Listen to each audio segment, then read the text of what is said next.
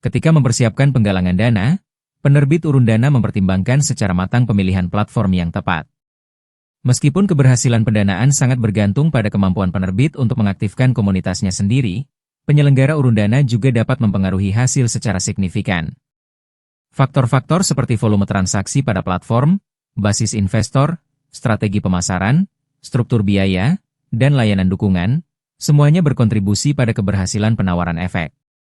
Kami melakukan survei, apakah penerbit cenderung menggunakan platform yang sama untuk penggalangan dana berikutnya, atau apakah mereka beralih kepada penyelenggara lain?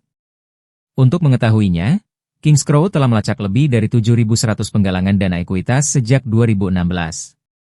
Dari jumlah tersebut, 1.238 penggalangan dana berasal dari penerbit yang telah melakukan penawaran efek sebelumnya. King's Crow menganalisis data dari penerbit yang telah menggalang dana setidaknya 2 kali melalui Regulation Crowdfunding, RegCF, atau Regulation A+ sejak 2016. Menurut Leia, perpindahan penerbit kepada platform penyelenggara lain tidak selalu merupakan sinyal negatif. Hal ini karena adanya nuansa dalam memilih platform, seperti perbedaan dalam proses back-end, adanya pasar sekunder, program keanggotaan VIP, dan pendekatan pemasaran yang berbeda, termasuk kepemilikan database pemodal.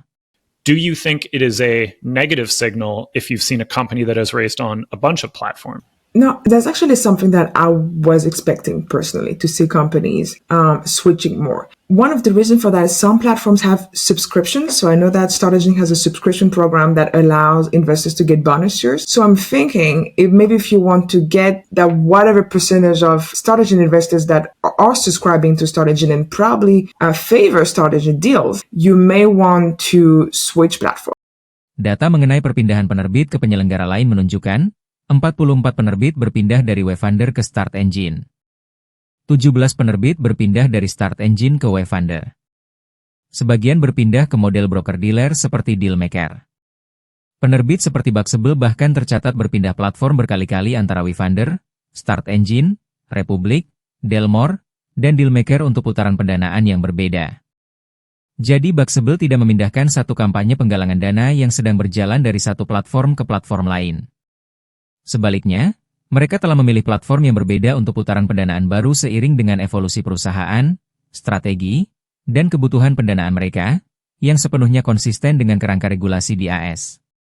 Di Indonesia, belum ada aturan eksplisit yang menyatakan penerbit diperbolehkan atau dilarang berpindah dari satu penyelenggara securities crowdfunding ke penyelenggara yang lain untuk efek bersifat ekuitas atau saham.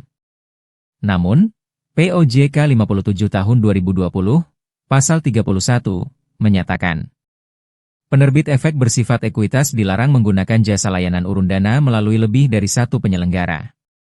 Untuk efek bersifat utang atau sukuk, pemindahan hanya dimungkinkan setelah selesai pelunasan. Secara keseluruhan, menurut King's Crow, 59% dari penggalangan dana lanjutan terjadi pada penyelenggara yang sama dengan putaran sebelumnya. Platform seperti Start Engine dan Wayfunder berkinerja sangat baik dalam hal ini. Sekitar 70% penerbit yang menggalang dana pada putaran awal di platform ini, kembali untuk putaran kedua.